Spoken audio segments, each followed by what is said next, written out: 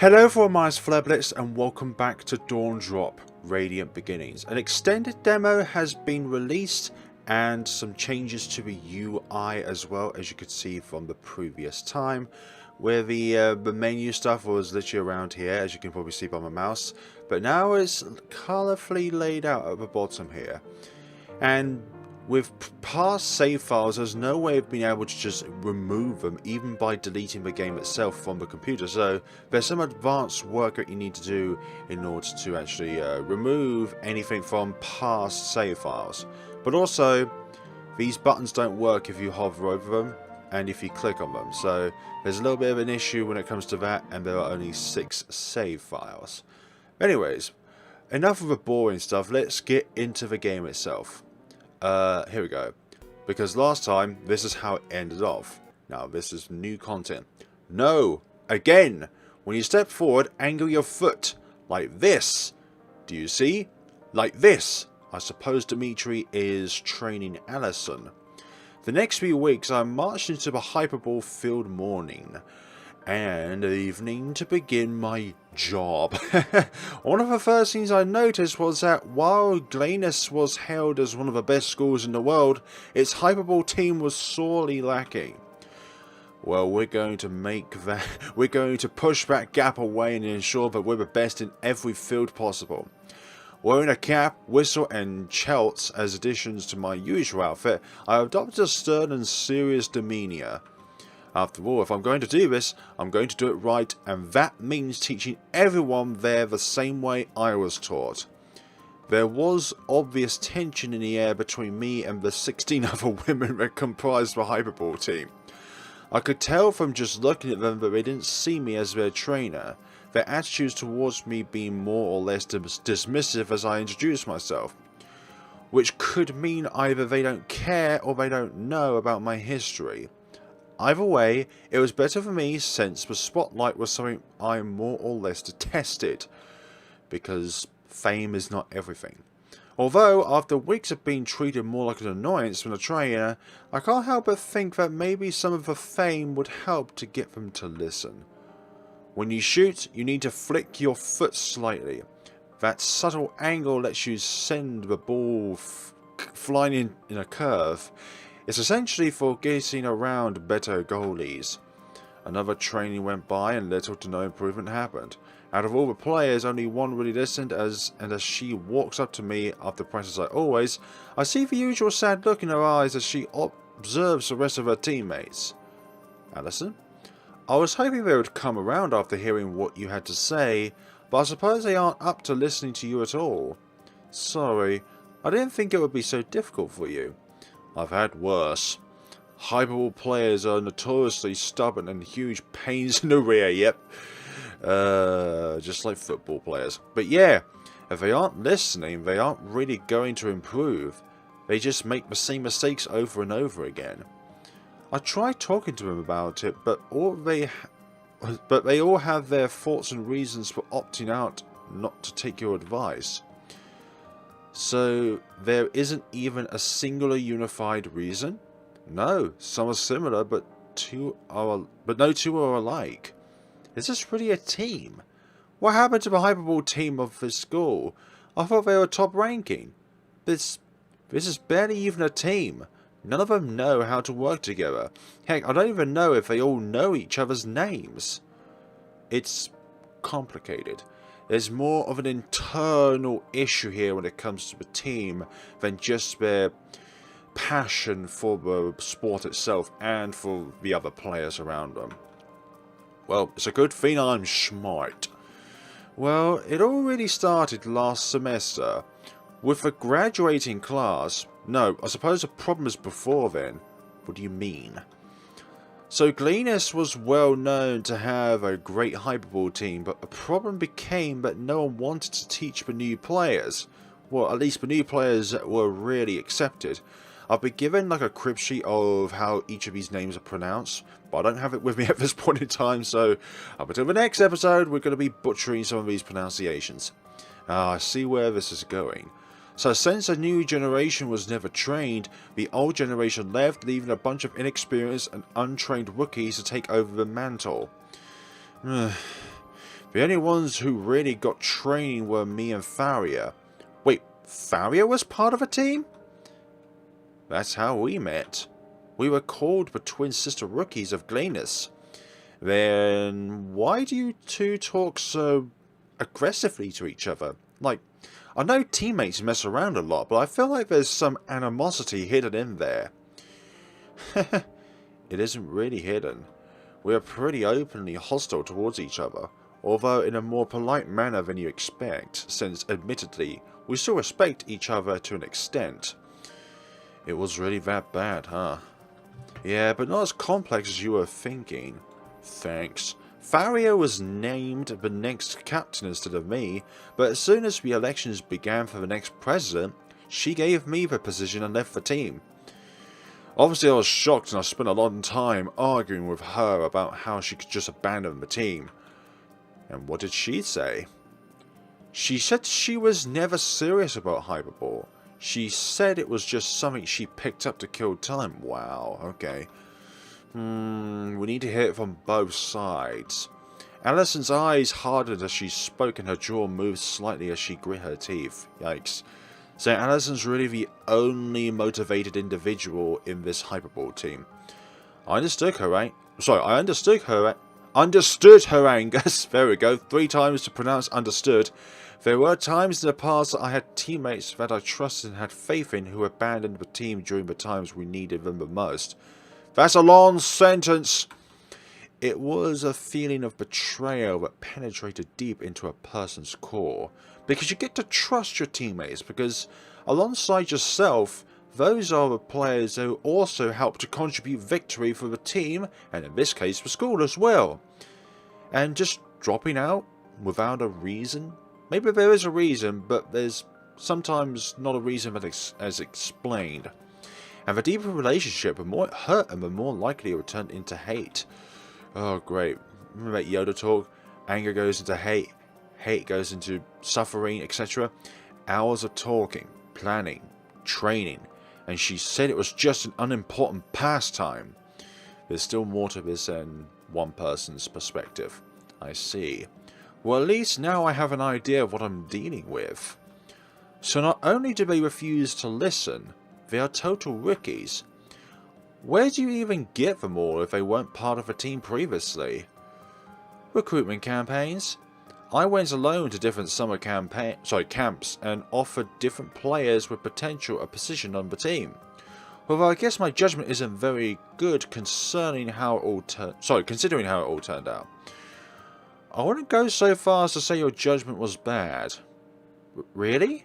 Yeah, mechanically, they are pretty solid players. It's the mind. It's in the mind. That's where the problems lie. It's the mind. Not the physicality, but the psychology, the mentality. But like you said, they lack experience. Their mechanics aren't perfect, but they are all new. The main problem is their lack of teamwork, which shows up in almost everything. These last few weeks haven't been very successful, sure, but that's because I'm being nitpicky. Maybe I need to address the first and most important problem, the lack of teamwork. Yes, thank you for catching on. Correct. We can fix it together. Since as the captain, I'm going to need your support to make it happen. What do you say? Alright, let's do it. Then starting tomorrow, we will begin team building and getting those crucial bonds between the players that is necessary in a team sport, indeed. Indeed you woonies, yes. With a quick nod and a smile, I put my hand on Allison's shoulder, patted it twice before turning around to head to class. It was about 30 minutes until, but I always did like getting there early. Helps make sure I get a good seat and not get stuck in a corner or something. Or between two people that you really, really detest. Hey, Dimitri. Yeah? Thanks for supporting my decisions. It means a lot. I mean, it really helps me feel like maybe I can be a good captain. If that's something else that's been bothering, being a good captain, doesn't everyone worry about that? Well, I guess you're right. Don't be so tough on yourself. You've barely even been captain for any length of time. There is time and room to grow. No one is a leader right off the bat. At least not a good one. Okay, if you say so.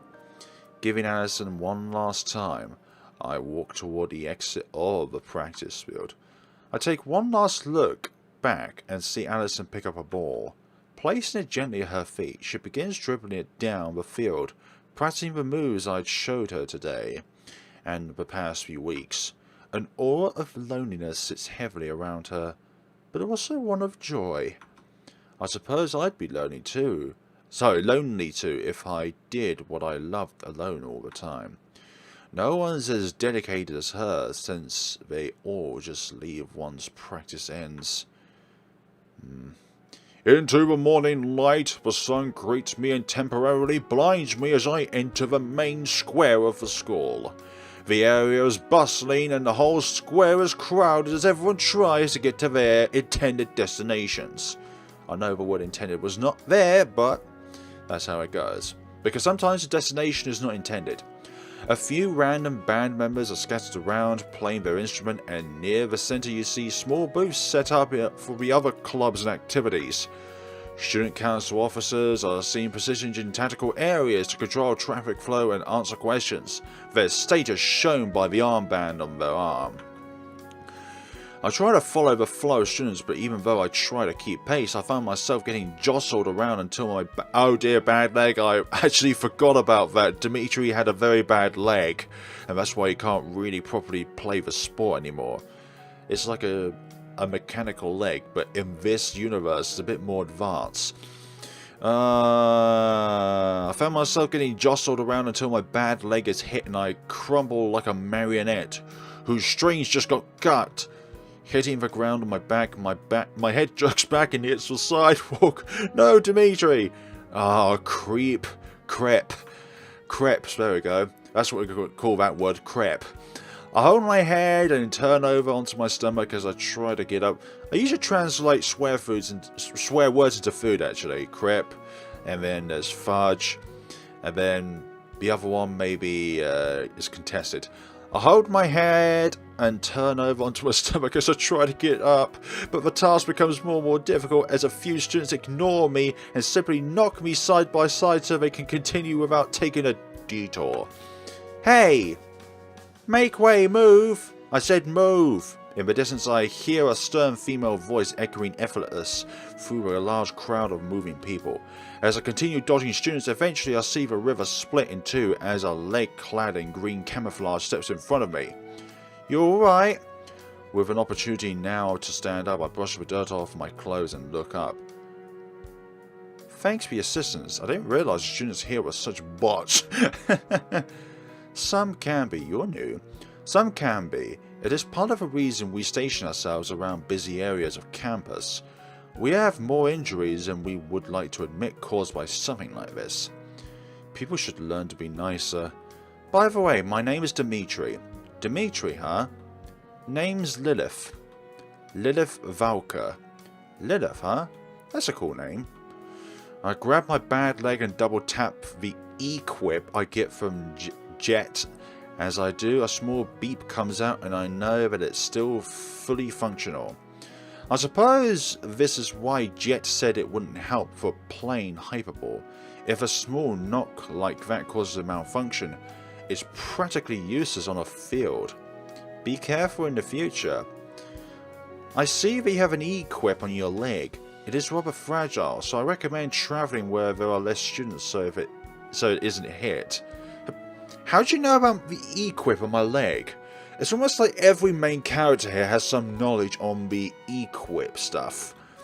Lilith looks at me with an expressionless face, and for the first time I notice she has two different coloured eyes and dual coloured hairs. Heterochromia. As she crosses her arms, her finger goes up to her face and points at the red eye. As she does, it begins to glow slightly, and a soft... Oh, she must have an equip eye then.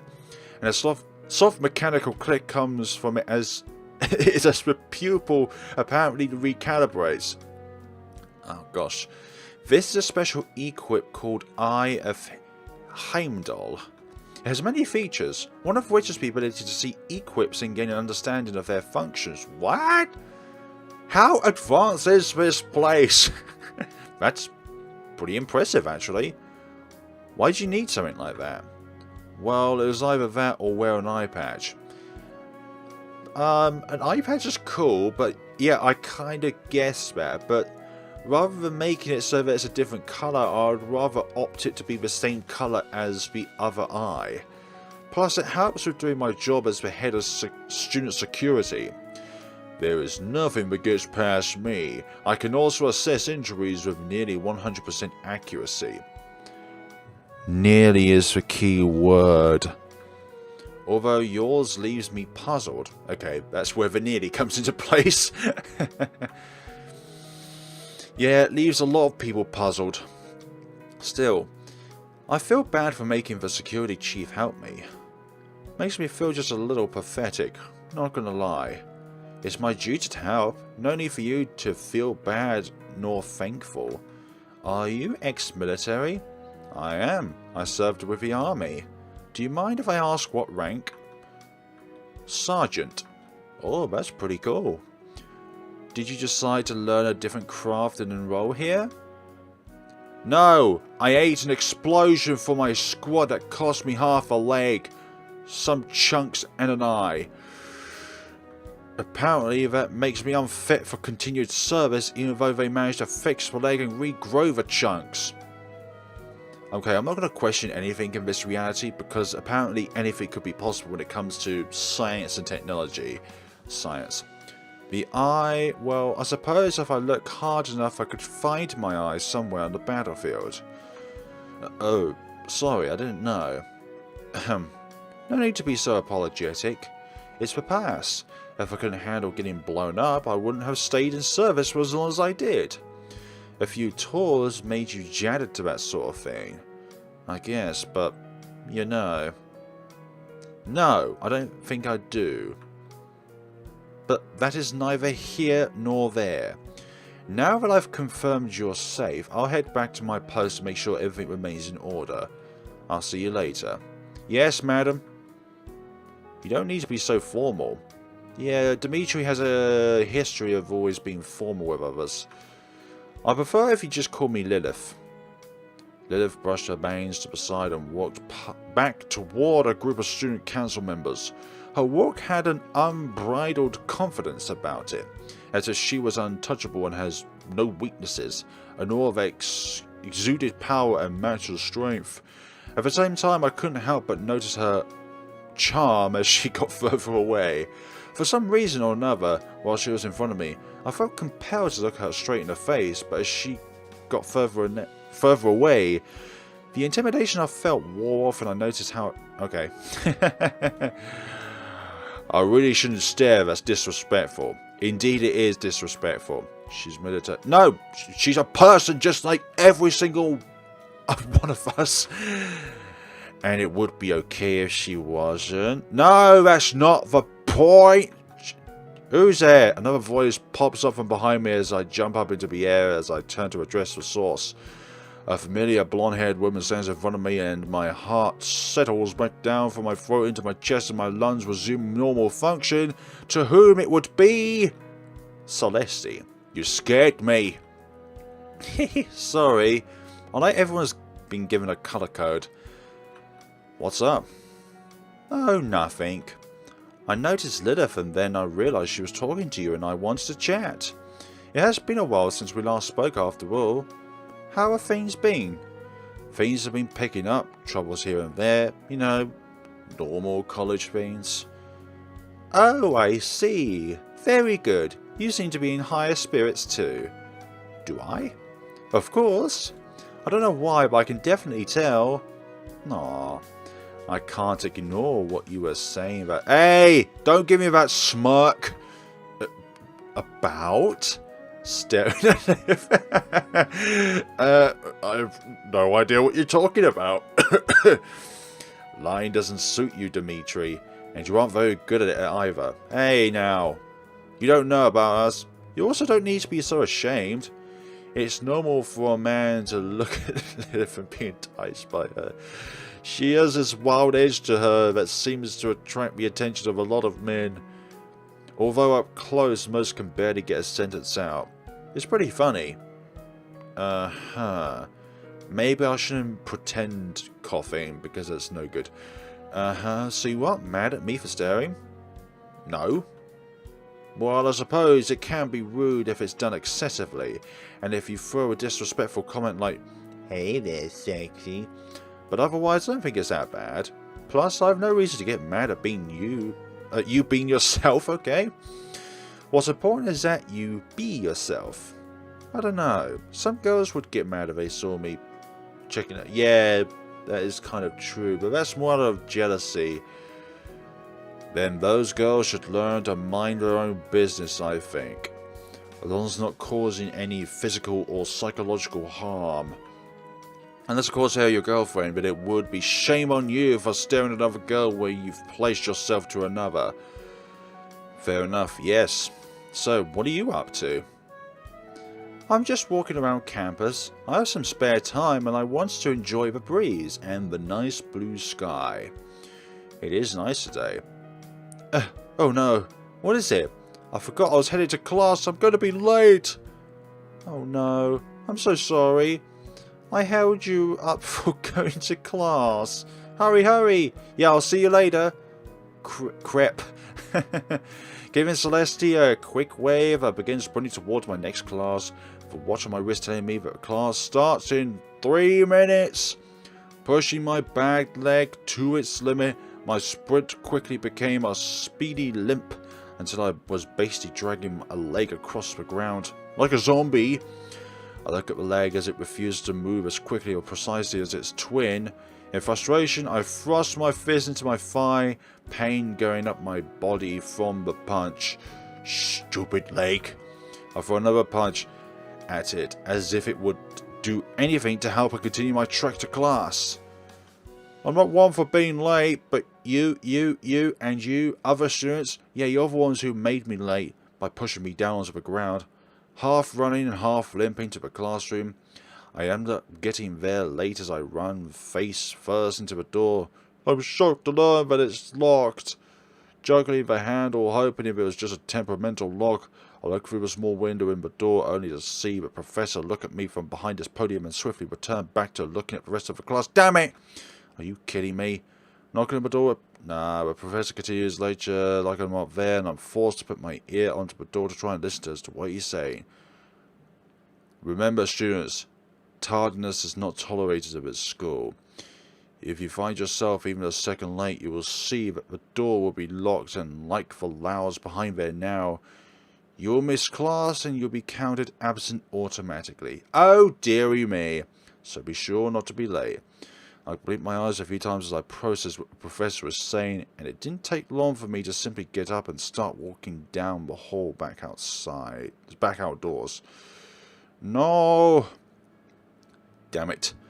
Stuck without a class to be in for the better part of 4 hours, I walk over to the game cafe and sit down behind a desktop. What better way to blow some steam than some nice, calming video games? Not being allowed to attend class because of such a dumb reason was definitely not why I needed to unwind either. That'd be dumb. Who gets angry about missing class? You look pretty angry there, new guy. Hey now! Clicking an icon a few times to open up my preferred solo player game, I turn to look at the source of the voice. I see a smiling, confident girl with blue hair staring straight at me. How dare you! Her outfit reminded me of bubblegum. The colours being very vibrant and well candy-like. Yep, I'm not really. You know what's a good way to relax? Play games. Yeah, I know, that's why I'm here to chill for a bit. A sly smile appeared on her face as I continued talking, and before I knew it, she had brought out 2 controllers. How about we play together? You mean like co-op or competitive? I'm more of a solo player. I'm looking for some fresh some new friends to have a fun time playing games with. Yeah, what you was about to say then. Looking at the controllers, I then at her, let out a sigh and picked one from her hand, much to her excitement. How many different Ennies are there? Because there's so many different portraits of other people. I didn't stand to lose anything, so one-on-one could also be pretty therapeutic. What's your name? My name is Shay. A pleasure to meet you. What's yours? Name's Dimitri. You seem about my age. What brings you to a cafe at this time of day? Probably the same reason as you. Locked out of class? Yep. A small snort escapes my mouth as I try to hold back how funny it was that we were both in the same situation and thus decided to do the same thing. Good minds think alike. And as I walk over to the consoles, I notice that Laura is... Wait. Oh yeah, Laura's the other person. Is eyeing the both of us pretty hard, like she was wanting to see the results of our one-on-one herself. Or it could be that she had a reputation... she could be that one player that Laura was mentioned about. An undefeatable player. That she had a reputation of some sort that I'm not aware of. How about this game? Do you know how to play Mega Mash Siblings? Grabbing a popular fighting game, Shay waved it slowly in the air as she asked me a question. After a moment, I nodded in reply and she inserted the game into the console. As it booted up, I noticed a wicked smile on Shay's lips. Don't think badly of me for this, okay? It's somewhat of a rite passage for new Patreons. Picking a fighter, I chose my favourite, and as the match began, I noticed a board on the wall nearby with multiple names. And on the top was Shay's. I sensed an impending defeat here. But that's not possible! Now basically faced the screen. Laura looked at the little dancing animation of my character as I won.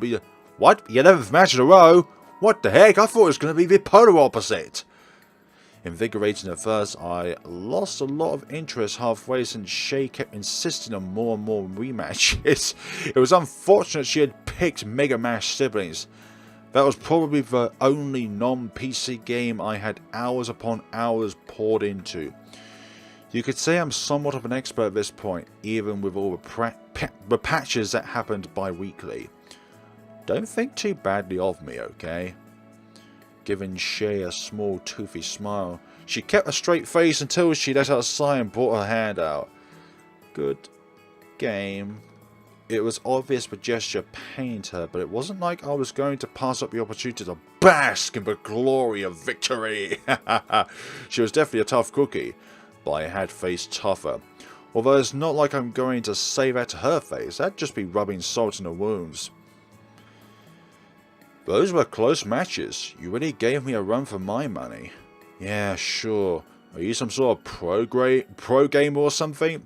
Not really. I'm just playing my spare time. Spare time?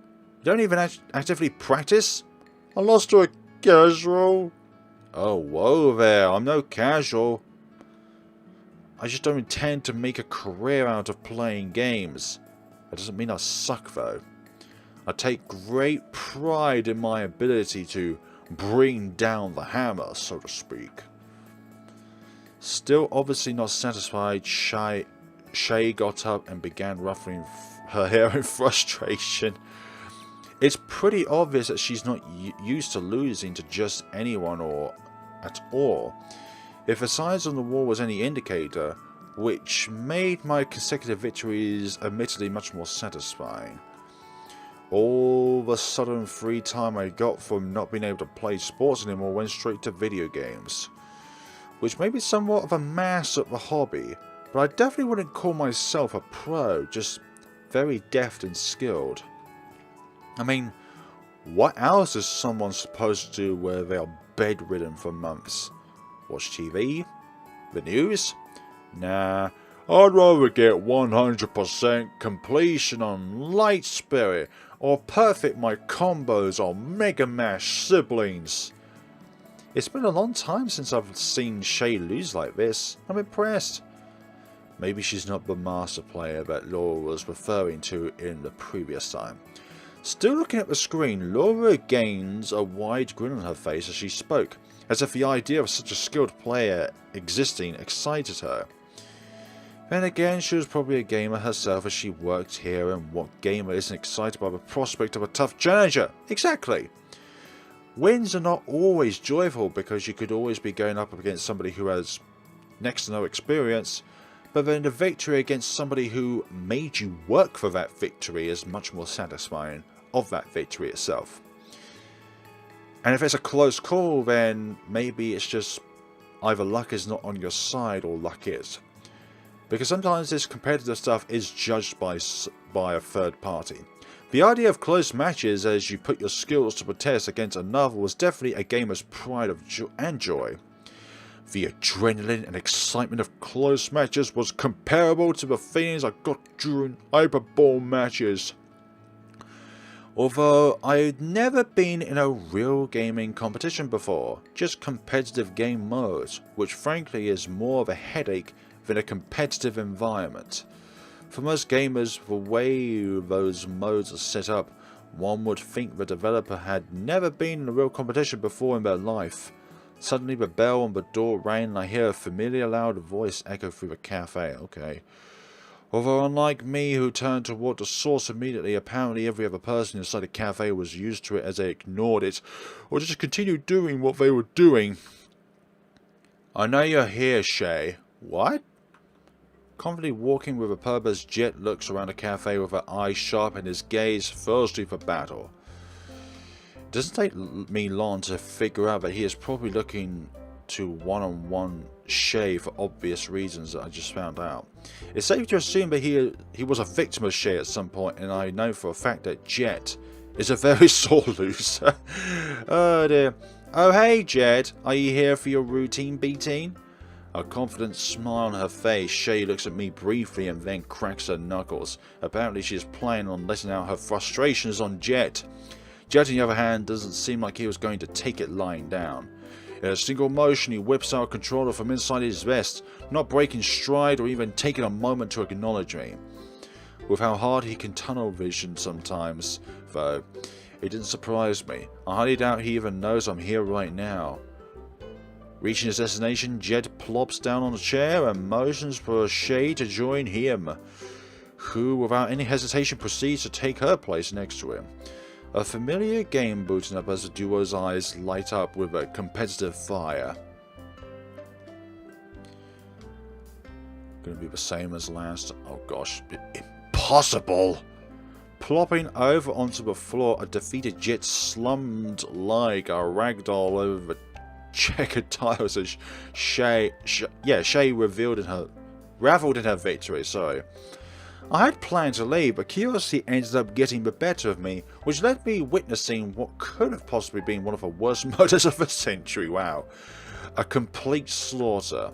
A total destruction so profound that it should have been illegal. Over the course of many hours, Jet tried again and again to defeat Shay, but never got any closer throughout the whole time. It was a horrifying thing to watch, but also saddening as I thought about how I was friends with such a poor gamer. At least that's what I'd say to Jet once he returned from Heaven's Gate. Although in reality I just found it funny. That happened often. Yeah, ever since the first time Jet has become a regular here and tries his best to defeat Shay. I think he's her #1 challenger, and she's okay with it. Yeah, I haven't heard her complain before. Shay isn't shy about turning down challengers, but for one reason or another, she is always down to wipe the floor with Jet. I suppose he is fun to beat. I mean, who says no to a free win? Shay, actually. She's usually likes a challenge. She hates easy matches, but I suppose Jet's persistence has grown on her. I look over to Shay, who is dusting off her shoulders, and at the still lifeless Jet. If this was a regular thing, you'd think he'd be used to it, but I suppose being dramatic was what Jet did best. Maybe next time, Jetty Jet. Nah, and I practice so much.